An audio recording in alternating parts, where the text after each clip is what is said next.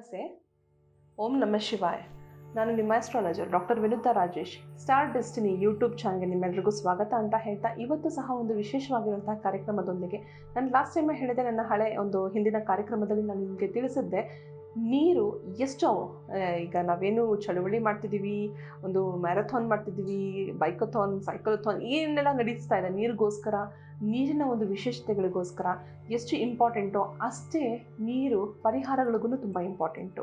ಹೌದು. ಸೊ ನಾವು ಮಾಡೋಂತಹ ಸಣ್ಣ ಸಣ್ಣ ಮಿಸ್ಟೇಕ್ಸು ಲೈಫಲ್ಲಿ ಎಷ್ಟು ಮಟ್ಟಿಗೆ ಅದು ನಿಮಗೆ ಎಫೆಕ್ಟ್ ಆಗಿಬಿಡುತ್ತೆ ಅಂತಂದರೆ, ಅದೇ ಥರ ಮಾಡುವಂತಹ ಸಣ್ಣ ಸಣ್ಣ ಪರಿಹಾರಗಳು ಆ ಒಂದು ತಪ್ಪುಗಳಿಗೆ ಒಂದು ಪರಿಹಾರವಾಗಿ ನಾವು ಪರಿಗಣಿಸ್ಬೋದು. ಅಂದರೆ ಅದನ್ನು ನಾವು ರೆಡಿ ಮಾಡಬಹುದು. ಯಾವ ಥರ ನಾನು ಪರಿಹಾರ ನಾನು ಹೇಳ್ತಾ ಇದ್ದೆ, ಲಾಸ್ಟ್ ಟೈಮ್ ನೀವು ಆಲ್ರೆಡಿ ನೋಡಿದ್ರಿ. ನಾನು ನೀರಿನಲ್ಲಿ ಆರೋಗ್ಯದ ಸಮಸ್ಯೆ ಇದ್ದರೆ ಈ ಒಂದು ವಸ್ತುವಿನಲ್ಲಿ, ಅಥವಾ ಈ ಥರ ಒಂದು ತಾಮ್ರದ ಒಂದು ಚಂಬಿರಬಹುದು, ಅಥವಾ ತಾಮ್ರದ ಒಂದು ಗ್ಲಾಸ್ ಇರಬಹುದು, ಆ ಥರ ಒಂದು ವಸ್ತುವಿನಲ್ಲಿ ನೀವು ನೀರನ್ನು ಹಾಕಿ ಯಾವ ರೀತಿ ನೀವು ಬಳಸಬೇಕು, ಯಾವ ರೀತಿ ಆರೋಗ್ಯದ ಸಮಸ್ಯೆಗೆ ನೀವು ಇದು ಮಾಡಬೇಕು, ಸ್ಪಂದಿಸಬೇಕು, ಯಾವ ಥರ ನೀವು ಅದಕ್ಕೆ ಪರಿಹಾರ ಮಾಡ್ಕೋಬೇಕು, ಅದರಲ್ಲೂ ವಿಶೇಷವಾಗಿ ಅನ್ಡಯಾಗ್ನೈಸ್ಡ್ ಇಶ್ಯೂಸ್. ಅಂದರೆ ನಿಮ್ಗೇನೋ ಸಮಸ್ಯೆ ನಿಮಗೆ ಗೊತ್ತು, ಆ್ಯಸ್ ಅ ಪರ್ಸನ್ ನಮಗೆ ಗೊತ್ತಿರುತ್ತೆ ಏನು ಪ್ರಾಬ್ಲಮ್ ಇರುತ್ತೆ ಅಂತ, ಬಟ್ ಇನ್ನೊಬ್ರಿಗೆ ಹೇಳಿದಾಗ ಅಥವಾ ನೀವು ಡಾಕ್ಟರ್ ಹತ್ರ ತೋರಿಸಿದಾಗ ಕಂಪ್ಲೀಟ್ಲಿ ಏನೂ ಪ್ರಾಬ್ಲಮ್ ಇಲ್ಲಮ್ಮ, ನೀನು ಮನಸ್ಸಿಗೆ ತುಂಬ ಹಚ್ಕೊಂಡ್ಬಿಟ್ಟಿದ್ಯಾ, ಅಥವಾ ಆ ಸಮಸ್ಯೆನ ತುಂಬ ನೀನು ಡೀಪ್ ಇನ್ಸೈಡ್ ಯುವರ್ ಹಾರ್ಟ್ ಅದನ್ನು ನೀವು ಆಲೋಚನೆ ಮಾಡೋಕ್ಕೆ ಸ್ಟಾರ್ಟ್ ಮಾಡಿಬಿಡಿದ್ರೆ, ತೆಗ್ದುಹಾಕಿ, ಮೈಂಡಿಂದ ತೆಗ್ದುಹಾಕಿ ಅಂತ ಹೇಳ್ತಾರೆ. ಬಟ್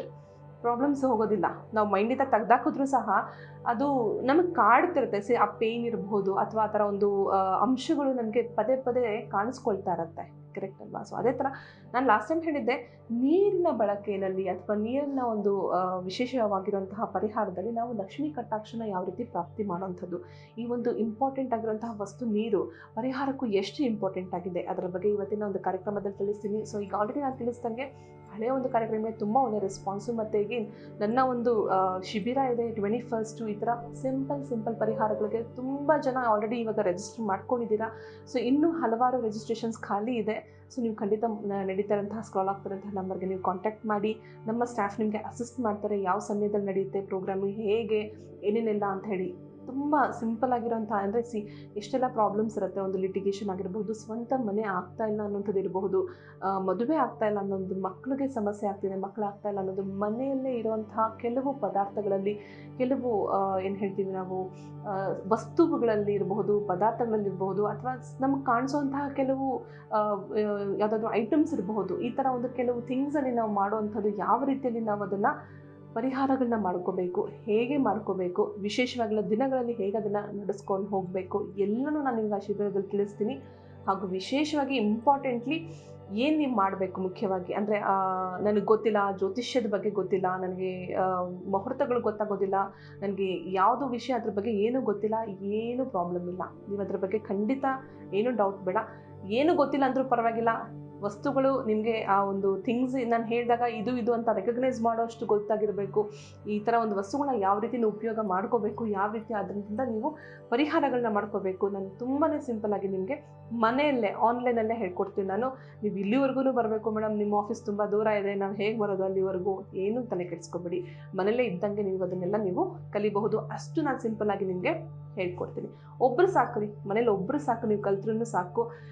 ಎಲ್ಲರೂ ಕಲಿಬೇಕಾ ಮೇಡಮ್, ಎಲ್ಲರೂ ಮಾಡಬೇಕಾ? ಇದು ಖಂಡಿತ ಇಲ್ಲ. ಯಾರಾದರೂ ಒಬ್ಬರು ತಿಳ್ಕೊಂಡ್ರು ಖಂಡಿತ ಸಾಕು.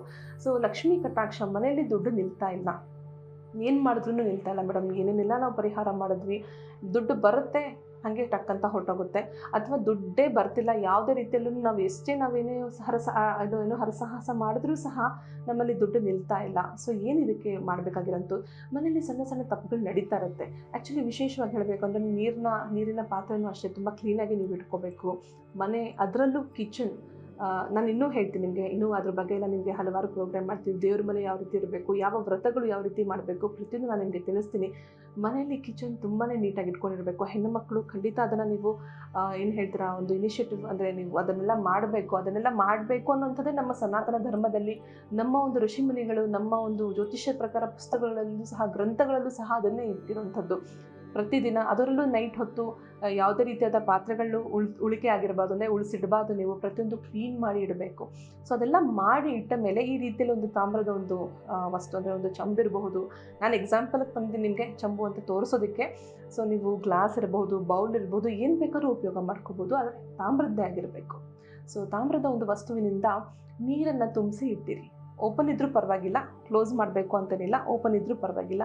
ನೀರನ್ನು ತುಂಬಿಸಿಟ್ಟು ಬೆಳಿಗ್ಗೆ ಬ್ರಾಹ್ಮಿ ಮುಹೂರ್ತದಲ್ಲಿ, ಮೇಡಮ್ ಬ್ರಾಹ್ಮಿ ಮುಹೂರ್ತ ಅಂದರೆ ಬೆಳಿಗ್ಗೆ ಒಂದು 4:15 5:30 ಅಂತ ಅಂದ್ಕೊಳ್ಳಿ, ಅಂದಾಜು ಮೇಲೆ.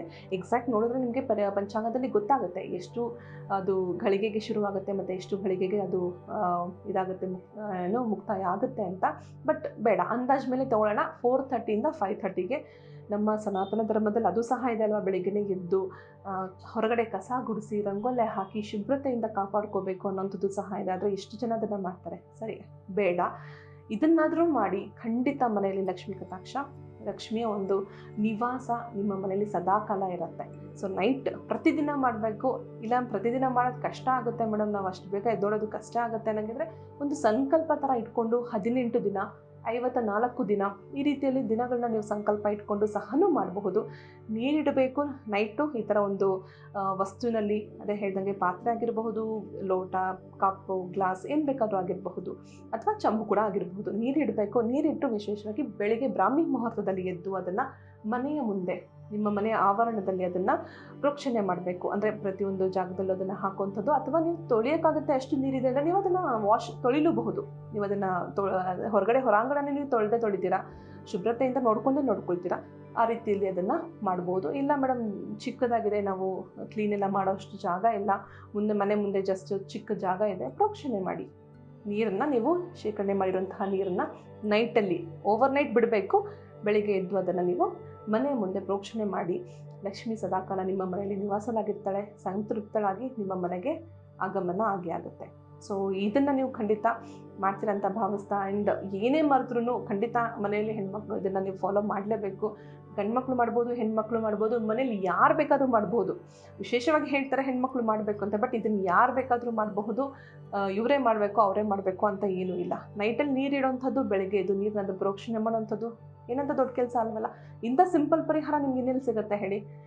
ಏನೇನೋ ಮಾಡ್ತೀರಾ, ಏನೇನೋ ಖರ್ಚು ಮಾಡ್ತೀರಾ, ಎಷ್ಟೆಷ್ಟೆಲ್ಲೋ ಹೋಮಗಳು ಮಾಡಿಸ್ತೀರಾ, ಒಂದು ಯಾಗಗಳು ಮಾಡಬೇಕು, ಈ ಹೋಮಗಳು ಮಾಡಬೇಕು, ಈ ರೀತಿಯಾದಂಥ. ಬಟ್ ಮನೇಲಿ ಎಷ್ಟೋ ಸಣ್ಣ ಸಣ್ಣ ಮಿಸ್ಟೇಕ್ಸು ಎಷ್ಟೊಂದು ಎಫೆಕ್ಟ್ ಕೊಡುತ್ತಲ್ವಾ.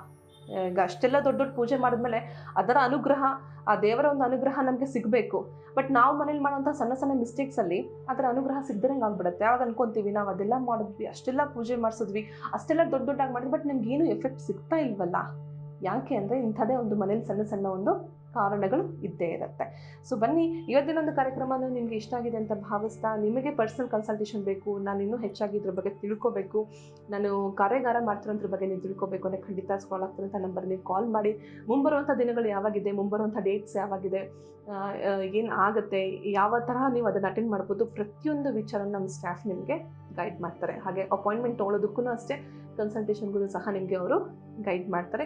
ಸ್ಕ್ರಾಲ್ ಆಗ್ತಿರೋಂಥ ನಂಬರ್ಗೆ ಕಾಲ್ ಮಾಡಿ. ಸೊ ಇದನ್ನು ಹೇಳ್ತಾ, ನಿಮಗೆ ಈ ಕಾರ್ಯಕ್ರಮ ಇಷ್ಟ ಆಗಿದೆ, ಎಲ್ಲರ ಹತ್ರ ನೀವು ಖಂಡಿತ ಇದನ್ನು ಶೇರ್ ಮಾಡ್ತೀರಂತ ಭಾವಿಸ್ತಾ, ಸಬ್ಸ್ಕ್ರೈಬ್ ಮಾಡ್ಕೊಳ್ಳಿ, ನೋಟಿಫಿಕೇಷನ್ಗೋಸ್ಕರ ಬೆಲ್ ಐಕಾನ್ ಪ್ರೆಸ್ ಮಾಡಿ, ಹಾಗೂ ಶೇರ್ ಆ್ಯಂಡ್ ಕಮೆಂಟ್ ಖಂಡಿತ ಮಾಡಿ. ಸೊ ಇವತ್ತಿನ ಕಾರ್ಯಕ್ರಮ ಮುಗಿಸೋಣ. ಸರ್ವೇ ಜನ ಸುಖಿನೋ ಭವಂತು, ಸನ್ಮಂಗಳಾನಿ ಭವಂತು. ಧನ್ಯವಾದಗಳು.